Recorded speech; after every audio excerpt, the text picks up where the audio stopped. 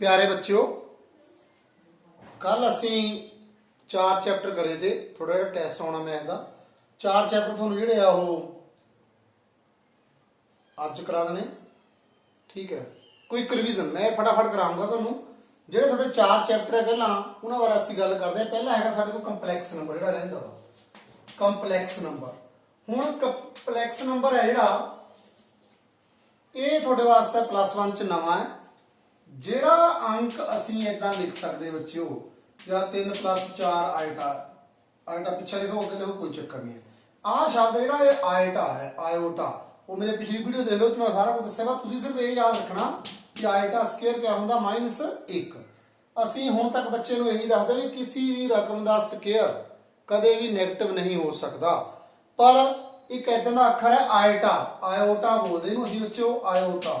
ठीक है, तो पंजाबी में लिख देना थोड़ा बोलने च औखी ना होवे आयोटा आयटा भी बोल देंगे।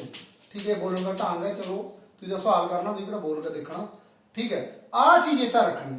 मान लो जिदा साढ़े को -25 हो गया कहना मतलब -25 25 का वर्ग होंगे 5 होंगे पर -1 का वर्ग मूल है वो क्या होना आयटा। इसका उत्तर साढ़े को ये आ गया।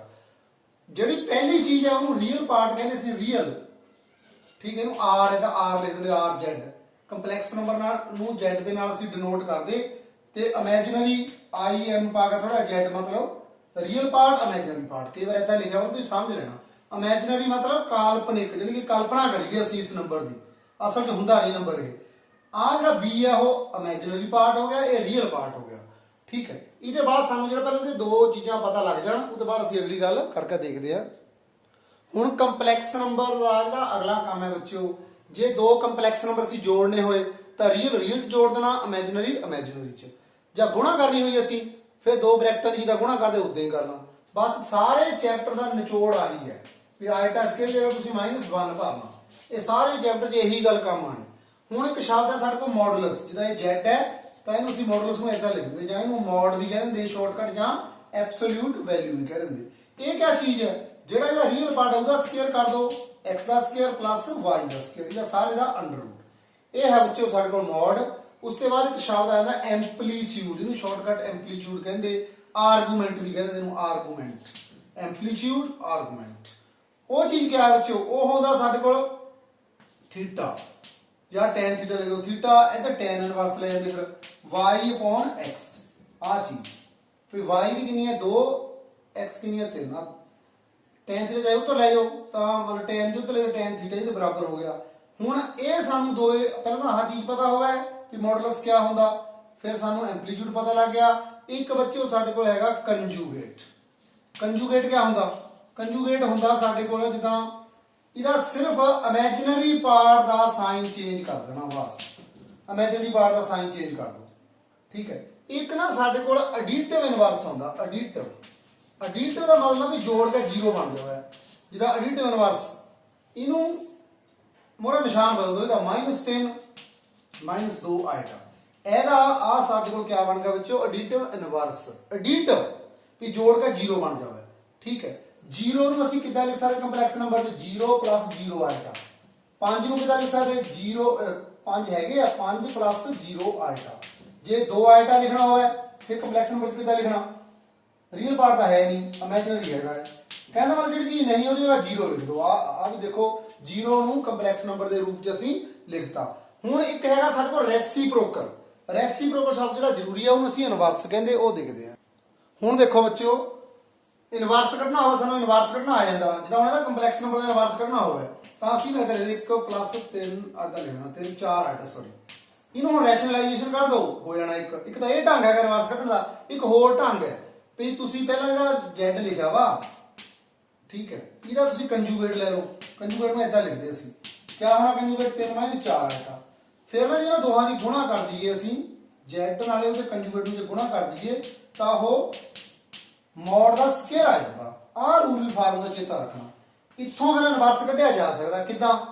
ओह Z नूं इधर ले जाओ इनवर्स कह देना Z दा कंजूगेट है उधर ले जाओ मतलब ਇਹ ਸਾਡੇ ਕੋਲ ਬੱਚਿਓ Z ਦਾ ਇਨਵਰਸ ਆ ਜਾਂਦਾ।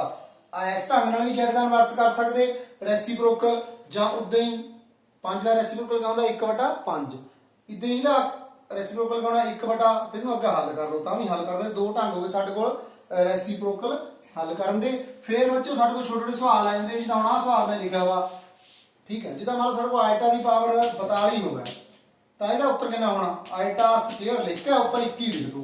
एक तो लिखा 21 दूण 42 होंगे, मैं स्केयर काहते लिखा ताकि जो साडे कोल उहदी स्केयर की कीमत साडे कोल हुंदी है वो कितनी होंदी है, आयटा स्केयर की कीमत -1 उहदी पावर 21 बार -1 होगा तो -1 आ जाना। मान लो इत्थे साडे कोल 43 होंगे फिर क्या होना था, फिर आयटा स्केयर की पावर 21 42 जाए हो एक आयटा होर नाल लिख जाना था, ठीक है, उत्तर -1 आ गया, माइनस आयटा उत्तर आ जाना था।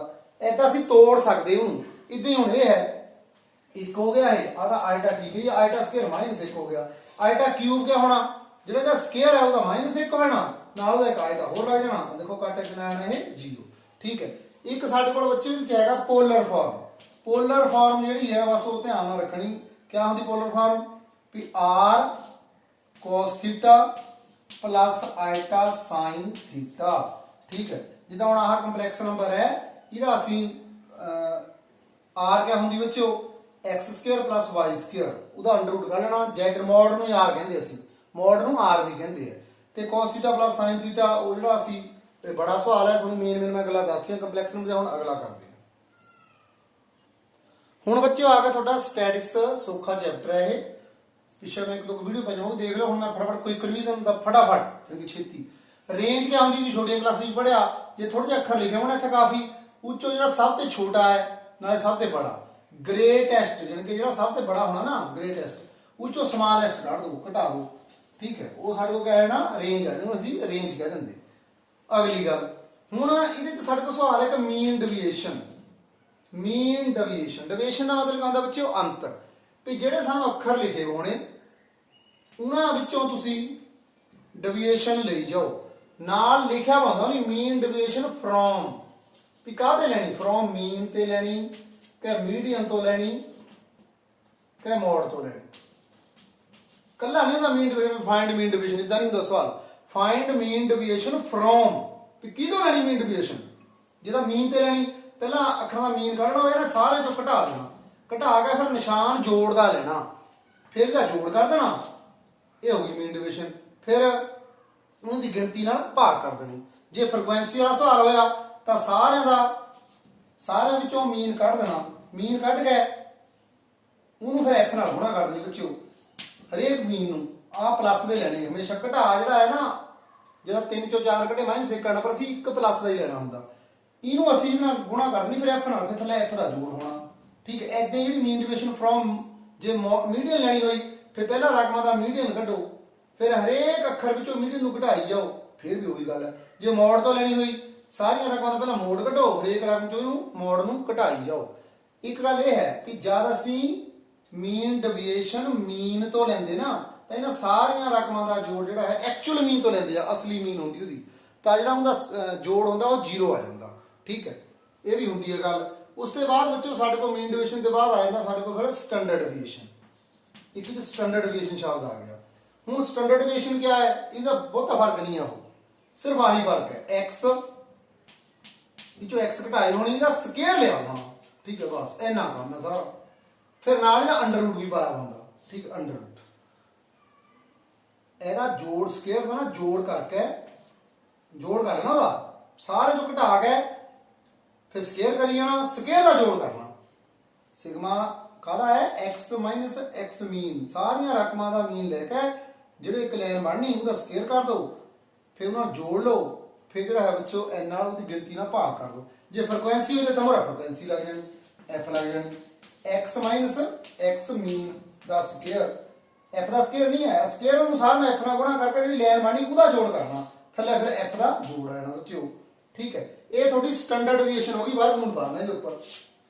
जे स्टैंडर्ड डेविएशन का स्केयर कर दीए तो असीं वेरिएंस कह देंगे, इन्ना काम बहुता काम नहीं है, वेरिएंस, ठीक है। वेरिएंस मैंने क्या होता बदलना, जिदा कोई बंदा हरेक गल पर मिनट मिनट बाद बदली है, उन्होंने कहते बहुत वेरिएबल है बंदा है, बदली हो जाता माड़ी माड़ी देर बाद, वेरिएंस, ठीक है। जो साडे कोल स्टैंडर्ड डेविएशन, जे साडे कोल स्टैंडर्ड डेविएशन पता होगा सानू, मतलब 100 है साडे कोल स्टैंडर्ड डेविएशन, ठीक है, ਜਾਂ वेरिएंस 100 है तो स्टैंडर्ड डेविएशन कितनी होनी, 100 का वर्गमूल कर दो कितनी आनी 10 आनी, ठीक है। इदां असीं पता कर सकते मतलब आ याद रखो कि स्टैंडर्ड डेविएशन का स्केयर जिहड़ा है वेरिएंस। एक गल होर, वेरिएंस जिहड़ी है एक कोफिशिएंट ऑफ वेरिएंस हुंदा, कोफिशिएंट ऑफ वेरिएंस ये क्या हुंदा, पहला स्टैंडर्ड डेविएशन का निशान है सिग्मा, छोटा सिग्मा थल्ले मीन गुणा 100।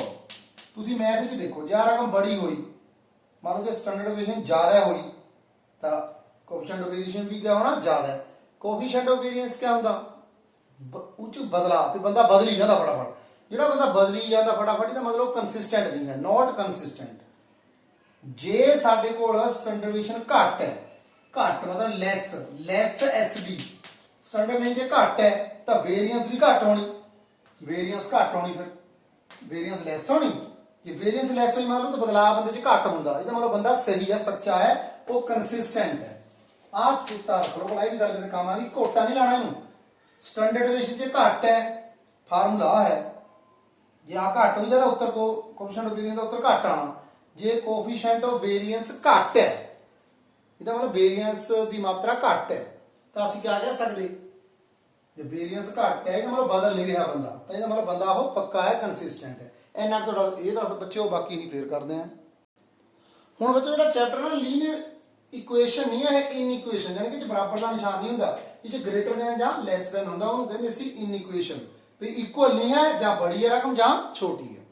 ठीक है, ਉਹਦੇ ਵਾਸਤੇ ਸਾਨੂੰ ਨੰਬਰ ਲਾਈਨ ਸਮਝ ਆਣੀ ਚਾਹੀਦੀ। ਸੈੱਟ ਵਿੱਚ ਵੀ ਗੱਲ ਮਿੱਤੇ ਰਹਿ ਗਈ ਸੀ, ਇੰਟਰਵਲ ਸਾਨੂੰ ਜਿਹੜੇ ਹੈ ਇੰਟਰਵਲ ਬਹੁਤ ਕੰਮ ਆਣੇ, ਤੁਹਾਨੂੰ ਪਲੱਸ 2 ਚ ਵੀ ਹੋਣਗੇ। ਇੰਟਰਵਲਸ ਕੀ ਹੁੰਦੇ, ਦੋ ਤਰ੍ਹਾਂ ਦੇ ਇੰਟਰਵਲ ਹੁੰਦੇ, ਇੱਕ ਕਲੋਜ਼ਡ ਇੰਟਰਵਲ, ਇੱਕ ਓਪਨ ਇੰਟਰਵਲ।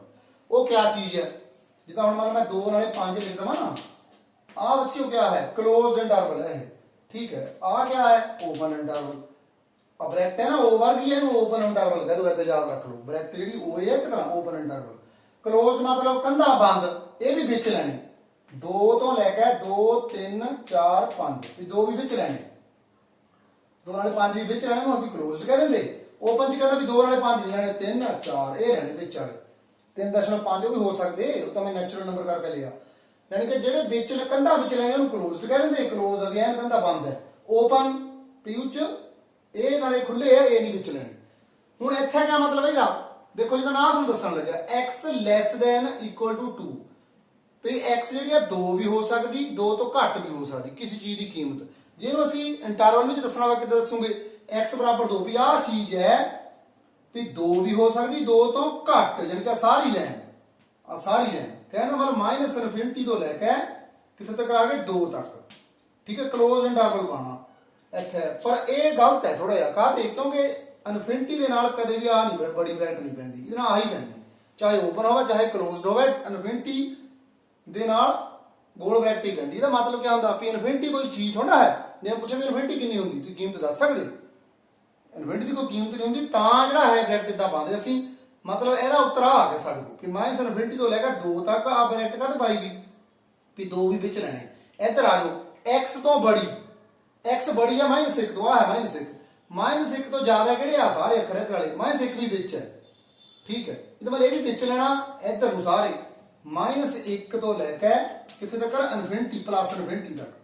ठीक है, आ इन्होंने फिर नहीं पानी बड़ी वैरायटी तक पानी गोल वैरायटी, यानी कि माइनस 1 तो इन्हों देखो तो क्या है भी माइनस 1 तो लेकर 2 तक जाना, भी माइनस 1 भी विच लेना, 2 भी विच लेना, माइनस 1 भी लेना है, 2 भी विच लेना।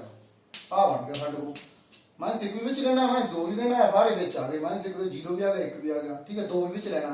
जे आह बराबर इतना ना होंगे, जो थले फिर कहना माइनस 1 2 फिर गोल ब्रैकेट, फिर माइनस 1 भी ना लेना, 2 भी ना लेना। इनू बच्चों ओपन इंटरवल कह देंगे, इनू क्लोज इंटरवल कह देंगे। मैं लगता इंटरवल वाली गल थोड़े समझ आ गई होनी। हुण जिहड़ा है इहदे चों एक दो छोटे छोटे सवाल एक करांदा मैं तुहानूं, क्योंकि ये बहुत ज़्यादा जिहड़ा है बड़ा चैप्टर है नहीं, इस फटाफट जिहड़ा है तुहानूं एक चीज़ 2 रकमां लिख के रखा। आ फटाफट देखो, कई बार इंटरवल पूछ लेंगे 7 है जमा 3 लैस दैन 5 है जमा 3, ਇਹਦਾ ਕੀ मतलब है। पहला ये देखो, ਜਿਹੜਾ ग्रेटर दैन लैस दैन ਹੁੰਦੇ ਨਾ, ਇਹ ਦੋਹੀ ਪਾਸੇ ਇੱਕੋ ਜਿਹੀ ਰਕਮ ਜੋੜ ਸਕਦੇ, ਘਟਾ ਵੀ ਸਕਦੇ, ਗੁਣਾ ਕਰ ਸਕਦੇ, ਭਾਗ ਕਰ ਸਕਦੇ। ਪਰ ਗੁਣਾ ਵੇਲੇ ਬਹੁਤ ਧਿਆਨ ਰੱਖਣਾ ਪੈਂਦਾ, ਨਾਲੇ ਭਾਗ ਵੀ ਲਿਖਿਆ। ਜੇ ਮੈਂ ਇੱਧਰ ਜੋੜ ਵਾਲੀ ਰਕਮ ਨਾਲ ਗੁਣਾ ਕਰਾਂ, ਉਹਦੇ ਨਾਲ ਇੱਧਰ ਕਰ ਦਵਾਂ, ਇਹਨੂੰ ਕੋਈ ਫਰਕ ਨਹੀਂ ਪੈਣਾ।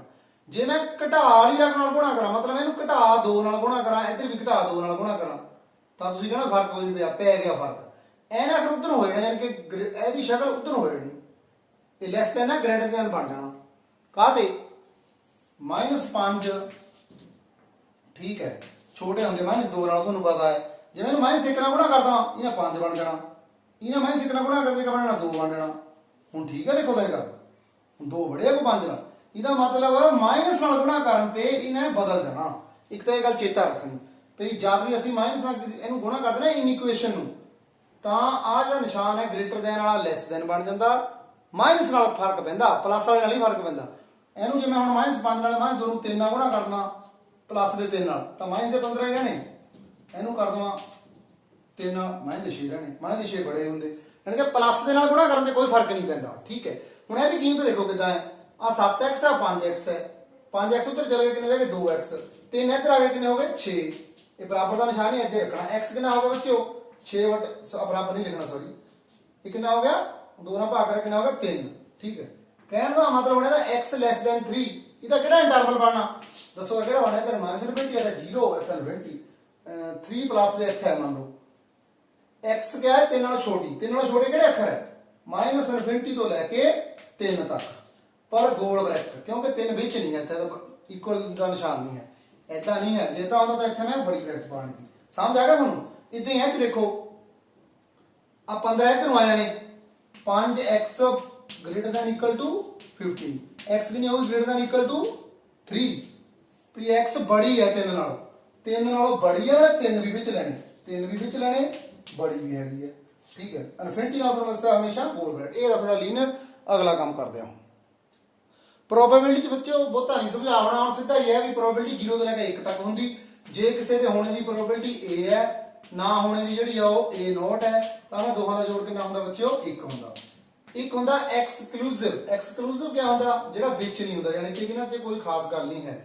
ਇੱਕ ਸਾਡੇ ਕੋਲ ਬੱਚਿਓ ਮਤਲਬ ਜਿਹਦੇ 'ਚ ਕੋਈ ਸੰਬੰਧ ਨਾ ਹੋਵੇ। ਇੱਕ ਨਾ ਸਾਡੇ ਕੋਲ ਫਾਰਮੂਲਾ ਹੈ, ਤੁਸੀਂ ਉਹ ਸੈੱਟ ਵਿੱਚ ਵੀ ਵਰਤਿਆ, probability of a union b।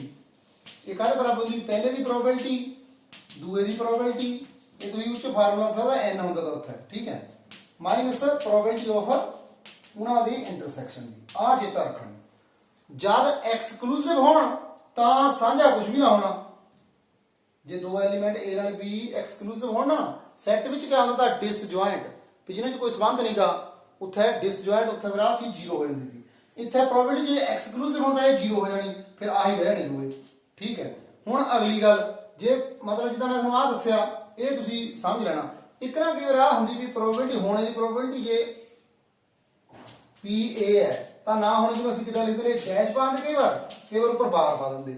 ਠੀਕ ਹੈ, ਇਦਾਂ ਹੀ ਫਿਰ ਜੇਕਰ ਕੋਈ ਪ੍ਰੋਬੇਬਿਲਿਟੀ ਸਾਡੇ ਤੇ ਪੁੱਛਿਆ ਨਾ A intersection B the probability, ਤਾਂ ਇਹਨੇ ਕਾਹਦੇ ਬਰਾਬਰ ਹੋਣਾ, ਕੱਲੇ ਕੱਲੇ ਦੀ ਪ੍ਰੋਬੇਬਿਲਿਟੀ ਜਿਹੜੀ ਹੈ ਉਹ ਕੱਲੇ ਕੱਲੇ ਪ੍ਰੋਬੇਬਿਲਿਟੀ ਯੂਨੀਅਨ ਹੋਣੀ।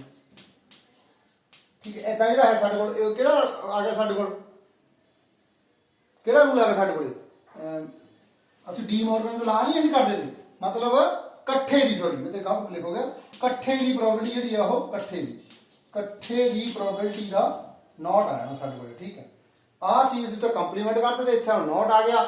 ਇਹ ਗੱਲਾਂ ਜ਼ਰੂਰ ਰੱਖਣੀਆਂ ਯਾਦ ਰੱਖਿਓ।